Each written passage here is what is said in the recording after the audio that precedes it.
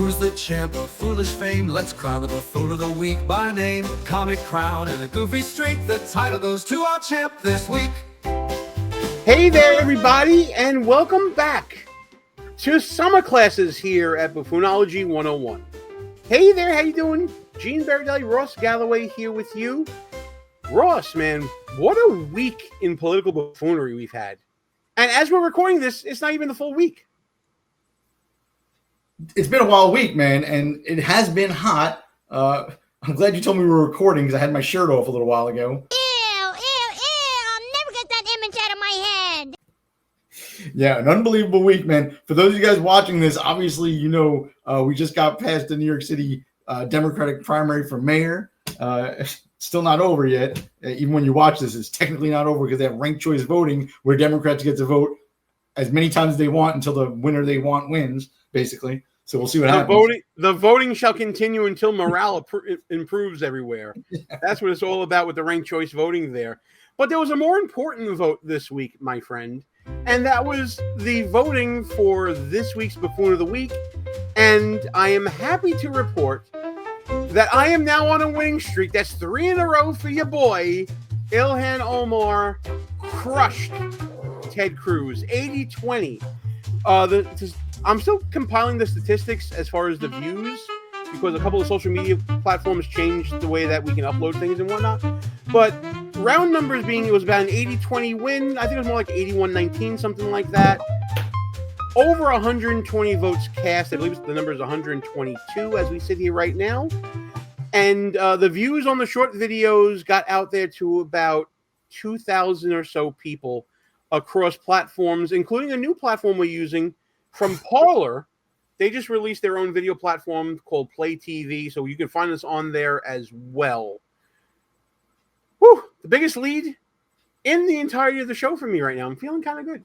Yeah, I'm starting to get the sense that our viewers don't like when I nominate Republicans as Buffoon of the Week, and I don't understand it. Look, you have to clean house sometimes. Sometimes our guys do some pretty stupid stuff too. But you know what? Kudos to that 20 or so percent who are being intellectually honest and taking this seriously. For a show like this with an audience that is predominantly on the right, to have what I would say is a significant portion not take the easy way out and vote for me, that says a lot about our audience, and I'm going to compliment the audience on that. Good job in considering Buffoon of the Week, and even better job for picking me. Ass kisser. I'm hurt, but this week, Gene, I'm going to end that streak. Oh, you think you are, but there's no way. I got this one locked up. I actually did prep today. Oh my God. There are notes. Yes, I'm not playing around this week. Well, before we get to those notes, we're going to do what we always do on the show, and that is explain to anybody new who may have found this little channel and our wacky game show here just what the rules are for Buffoonology 101. Before the show, Ross and I have each selected our nominee to present to you for Buffoon of the Week. Each host will have 5 minutes to make their case to you as to why their nominee should earn your vote.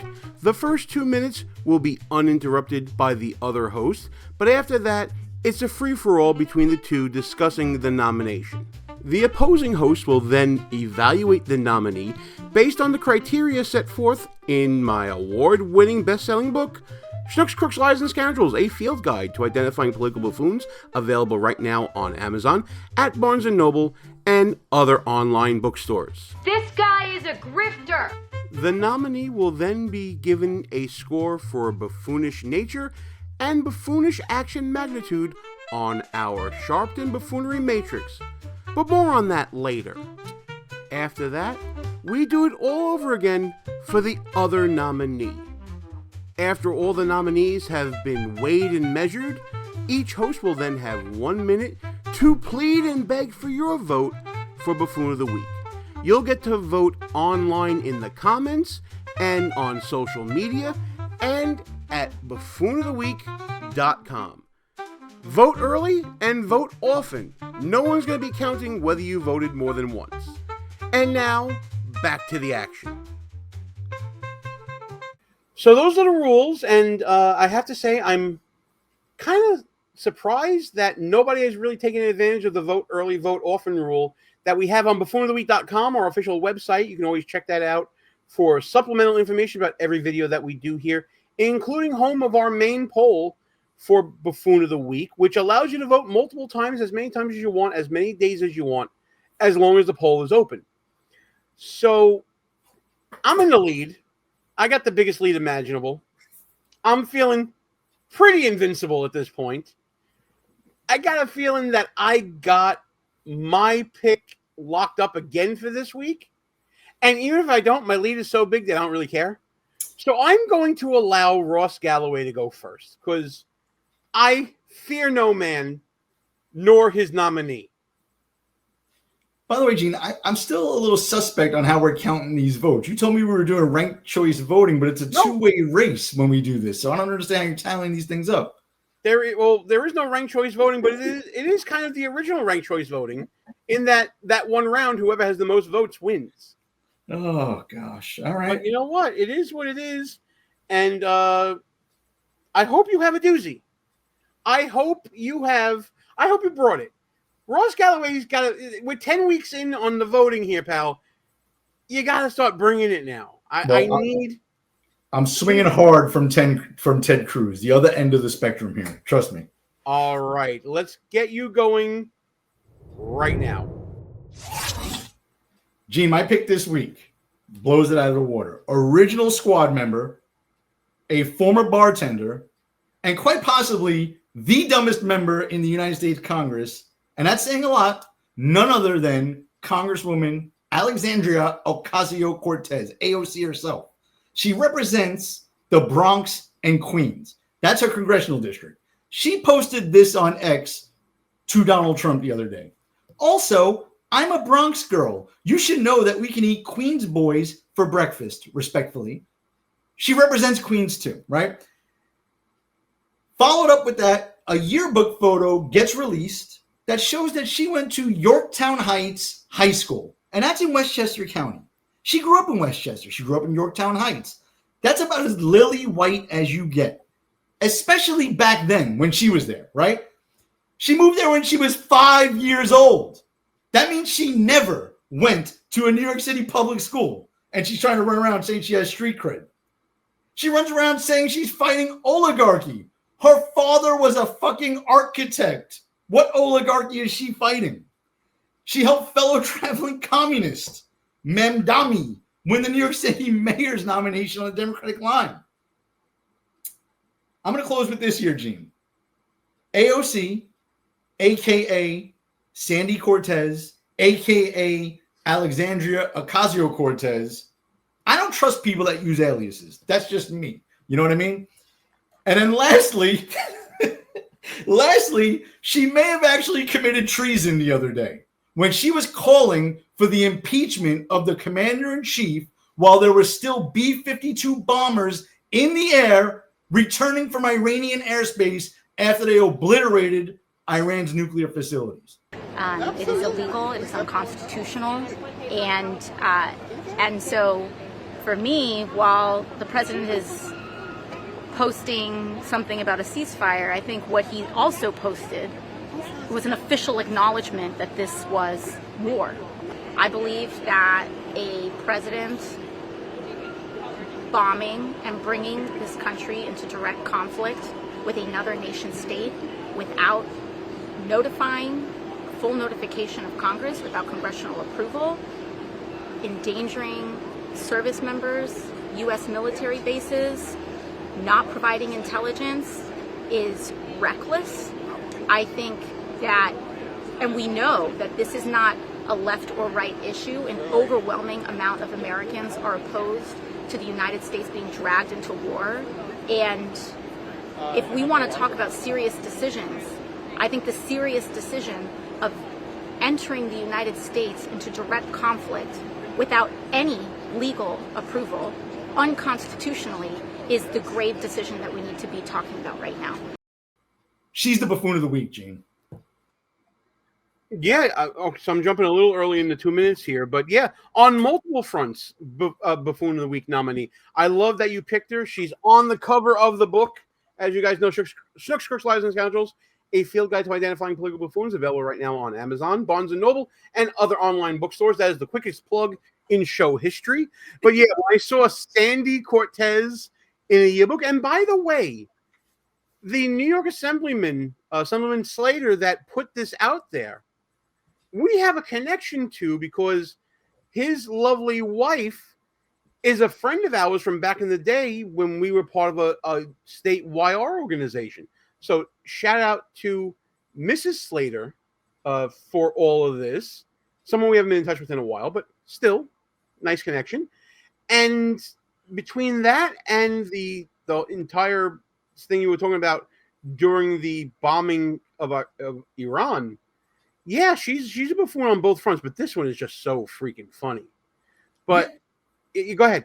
No, and my question, I spoke to you before the show about this. Like, is this actually news to some people that she's not really from the Bronx? Like, we kind of knew this since she was running initially, when she first got into Congress, that she's not from New York City. She left when she was 5 years old. So what I don't understand is, like, is anyone shocked by this? Did we need the yearbook photo? I'm glad we got it, but did we need it? Did some people need to see that? Yeah, I think they did. I think they needed it. I think some people outside of New York didn't know it. And I think this was a healthy reminder to people about political images and political messaging. And I'll talk about that when we do the scoring on this. But I think it was necessary to just remind everybody that the narrative doesn't match the life. And AOC has been the queen of shaping narratives. Say what you want about her. She knows how to shape a narrative and is pretty masterful at it. So, yes, this reminder was definitely needed. And can you really imagine, Gene, with their big thing with Donald Trump right now, her and people like Jasmine Crockett, is that they're supposed to decide, which they didn't feel this way under Obama or Biden, that they're supposed to decide when we take military action, right? Can you think of two more unqualified people? And we'll stick with AOC since she's my nominee. Someone more unqualified than her to decide anything having to do with national security. I wouldn't trust her to run a hot dog stand in Queens, let alone figure out whether or not to take out an Iranian nuclear facility. Well, I mean, you have to remember, she does have bar experience. So I guess she would know about when to bomb a country, That's the background for it. Will Donald Trump cut Iran off? Maybe, maybe not. Last 7 seconds, pal. Go for it. Nope, I'm good. It's AOC, man. I swung hard from extreme Ted Cruz the other way. So let's see if I can course correct here. All right. So Ross has given us his nominee. It's a hell of a nominee. It's a heavyweight. And now it's my job to assign a score for AOC to our Sharpton Buffoonery Matrix. And we're going to explain that to you right now. But for shorthand, all you really need to know is about two different things when it comes to the Sharpton Buffoonery Matrix, and that's the buns and the bams. Let's talk buns. My buns! No, not those. And definitely not those. I'm talking about our personal buffoonish nature. A decade of collective observations has shown that everyone, to some degree, has a bun. You, me, everybody. The size of their buns is directly related to a buffoon's propensity to do stupid things. Look at the size of that thing. And then there's bam, bam, bam, buffoonish action magnitude. That's our measurement of how big a whoopsie a buffoon made. The bigger the mistake, the greater the magnitude. We then plug these values into our Sharpton Buffoonery Matrix, named for the alpha and omega of buffoonery, the Reverend Al Sharpton. Modern problems require modern solutions, which is our visual representation of a buffoon's bum to bam ratio. And here's the best part. After we tally up the worst offenders, you decide. You get to cast your vote, share your thoughts, and you determine who earns the dubious distinction of Buffoon of the Week, which we'll record as the weeks go by.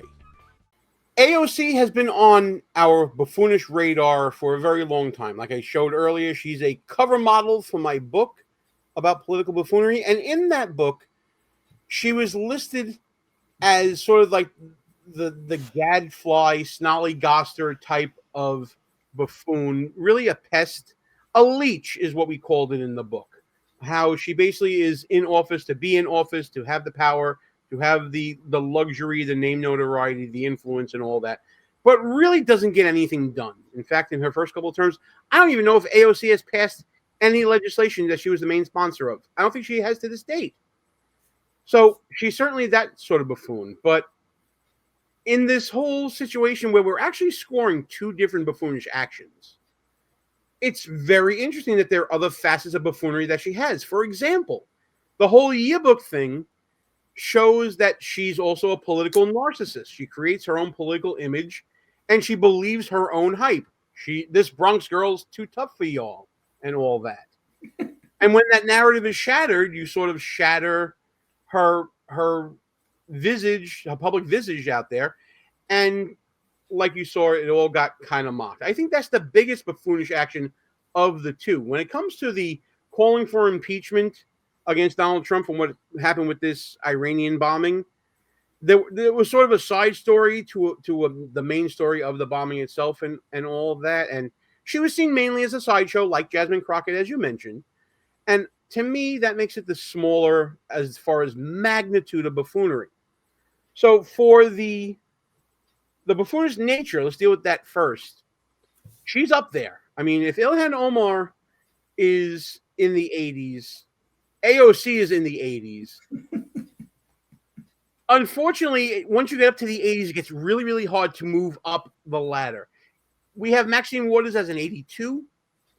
We have Ilhan Omar as an 81. I'm going to say that AOC is a higher 81. So if we're going down to like microns and Miller Sharptons, whatever you want to call it, she is slightly ahead of her fellow squad member. And that's basically because she's from the People's Republic of New York and has more name notoriety. So just as to Bun, how do you feel about that? I think that's fair. 81, that's the squad standards. We'll set this precedent now that they pretty much come in right around that 81 mark. I think I like it. I certainly like it, and we can maneuver them around as one rises, the other falls, and whatnot. Now to Bam. This is a unique situation because, like I said, there are two different instances of buffoonery in 1 week. So here's what I've decided to do. I said the yearbook one was a bigger deal.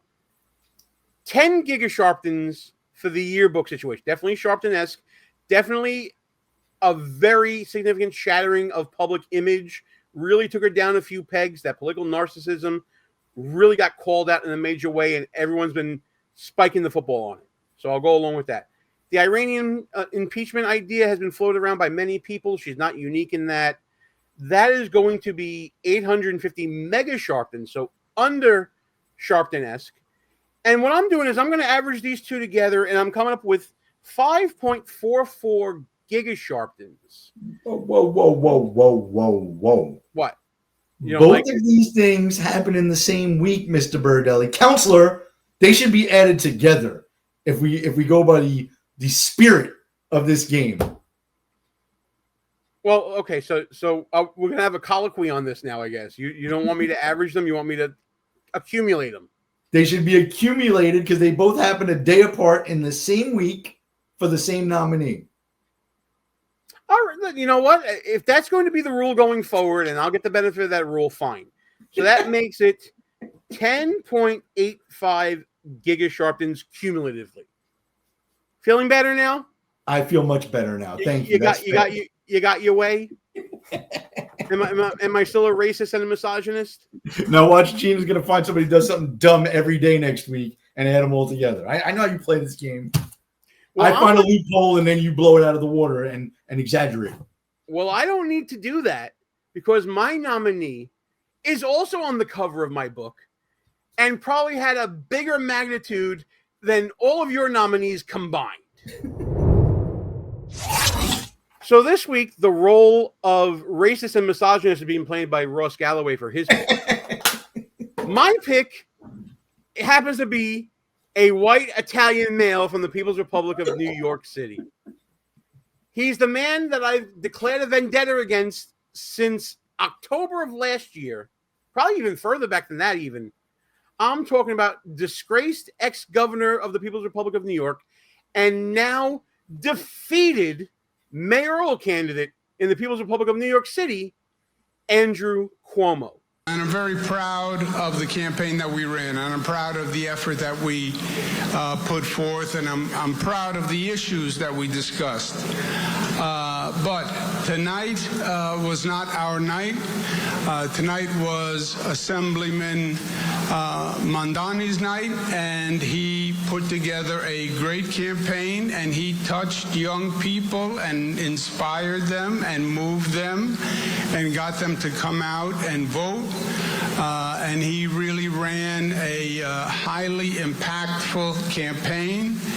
I called him, I congratulated him, I applaud him sincerely for his effort, and let's give him a round of applause. Think about the political advantage that Andrew Cuomo had coming into this mayoral race in the People's Republic of New York City. Yes, he was a disgraced ex-governor. Yes, he resigned because of sexual touching scandal that was going on. Yes, he was responsible for the March 2020 order of sending back infected COVID patients into nursing homes without testing against CDC guidelines. Yes, he got an Emmy that he had to return because of COVID and his daily coverage of it, because he lied about the numbers. Yes, this man signed a multi-million-dollar book about political leadership when he was caught fudging those numbers and had to return that $5 million back to the book company. But Andrew Cuomo, despite all of these failings, still had the People's Republic of New York City's electorate in the palm of his hands.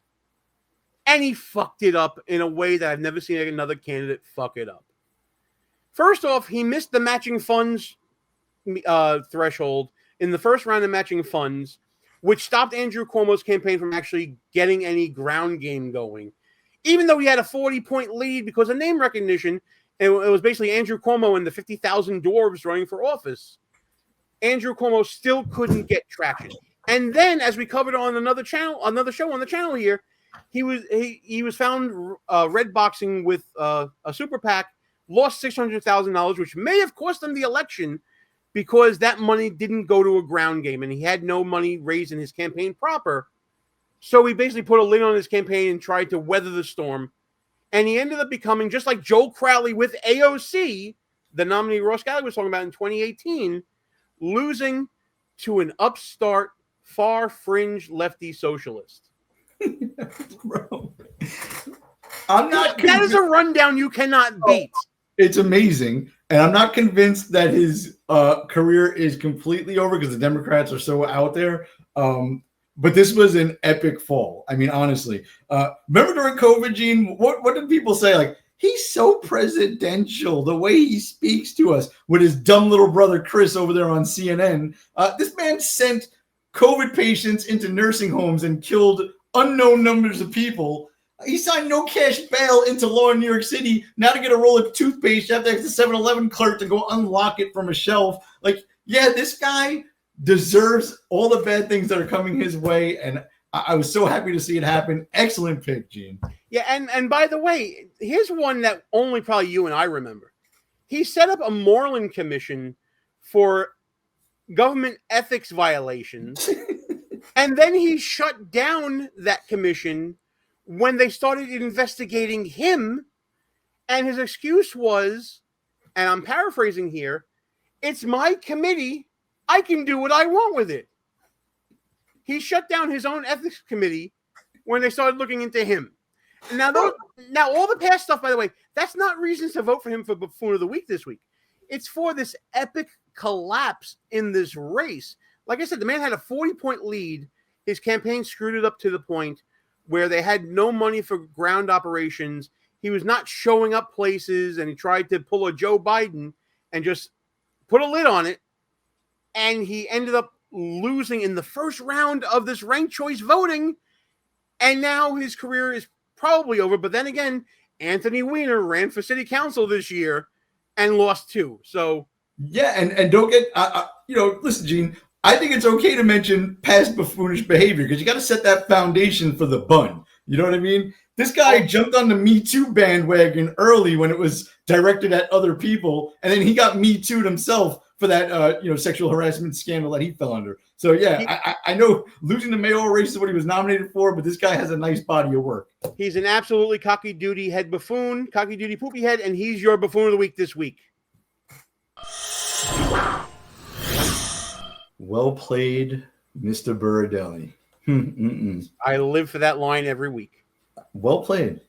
I mean, it's hard to find a competitor to go against AOC. Thank God, New York has been providing us so much material over the years, especially this week. Let me just tell you the shame of Andrew Cuomo real quick before I go into the score. The shame of Andrew Cuomo, and being from New York, I know you probably remember this as well. Prior to COVID, he was not a far-left lunatic. He was actually fairly moderate. His father was fairly moderate. Mayoral Cuomo, who was the governor of the same state. Andrew Cuomo used to never come on TV and never used to take a controversial, position on an issue. And then COVID, he became like a faux TV star and disintegrated from there, leading us up to the debacle of the mayoral primary. Yeah, I just want to say one thing. Remember, it was the Cuomo sexuals that were fawning over him. Yes, he would go on CNN with his brother, and they both thought they were studs, and it was horrible to watch the downfall. And the final nail in the coffin, I really hope, was this primary in New York City the other day. But I don't know. The Democrats are dumb, and he might come back. So as far as buffoonish nature, man, I think, and I might shock you here, I think he's top of the chart on buns. Big bun, man. Big. I mean, big. The last few years, he's been on a glide path that I think puts him the highest score we've ever given, 82.5. 0.5? Why don't you just round it up?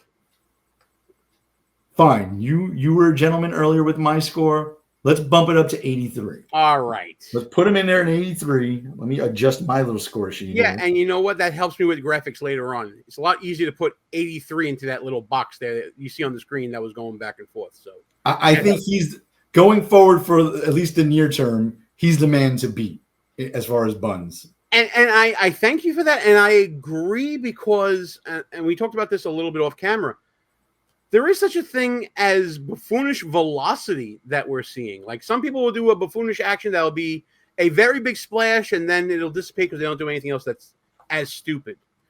Cuomo had one of the biggest downfalls in American political history. And it was one thing after another, after another, after another. And then he came back and it's another epic fall with one thing after another. And while I'm thankful that voters remembered how evil he was, because that satiated my vendetta, it certainly is a teachable moment here on Buffoonology 101 about buffoonish velocity. Yeah. And, as far as the magnitude of this, speaking of velocity, and we mentioned this a little while ago, his father was the governor of New York. And I forgot how many terms his father did, but he was pretty much a well-liked guy in New York State. And Andrew Cuomo, like I said, started off really well. And then over the last 5 years, totally disintegrated, leading up to one of the most embarrassing defeats for a former governor running in a city that he's from, in a state that he was the governor, with ranked choice voting, where the real results of this election will not be known until Tuesday of, after the weekend, after we're playing this on Friday. The real results won't be known until Tuesday, and he conceded already. That's how hard of a fall this man has taken. Now, last week, when we graded Ted Cruz, Ted Cruz got a very high ban because it was such a shocking thing to see him in that Tucker Carlson interview be so unprepared and look so foolish. This is right up there, man. Andrew Cuomo looked extraordinarily foolish this week when he conceded that race, right? It was so embarrassing. So he's right up there with that Cruz marking, and this is another score to beat. I want to put him at 110 giga Sharptons. Wow. It's earth-shattering. And this, like I said, this actually might put the nail in the coffin on the Cuomo legacy, which when we revisit this, if that's true, might have to bump it up even further.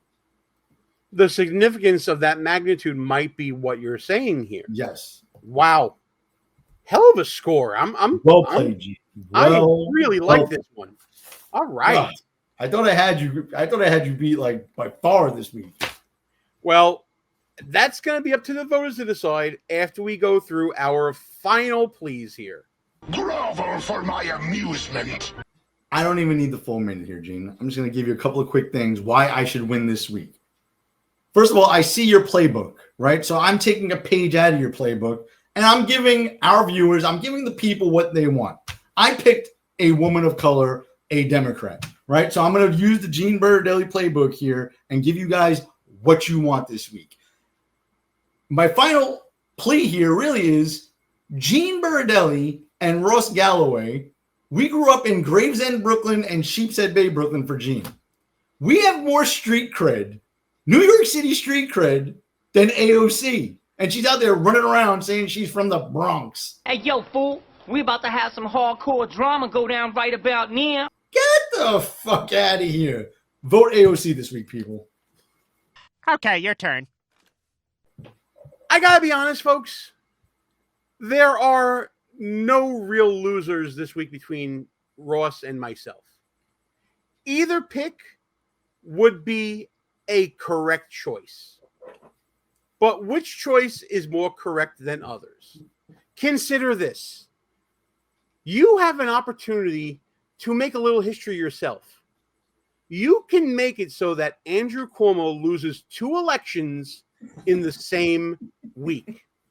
Think about that for a legacy like the Cuomo family has. Little known fact that I'd like to bring up on the show, the last governor of the People's Republic of New York to ever be voted out of office, the last one for that to happen to, was Mario Cuomo. That was the last. Every other time, either they haven't run again or they had to resign in disgrace like Andrew Cuomo. Let's make some history this week. Andrew Cuomo is your buffoon of the week. Vote him down again. And there you go. I gotta stop. Why won't you pause? What is going on here? Oh my God. Stop it. Get a hold of yourself. So listen, that's it for this week's nominees. The polls are officially open. Tell us who you got for Buffoon of the Week. You can vote right here on YouTube in the comments or in our poll under the post, the community tab that we have here. You're going to be able to vote on X. You can vote at buffooneroftheweek.com. You can also vote on Getter on my profile at G Berardelli. The links will all be in the comments below. How crazy is that? It's been since 1990 since New York voters voted out an incumbent governor. It's really unreal. It's like shocking, man. And now you know why we call them zombie voters. They just vote the laundry down the line. Good Lord.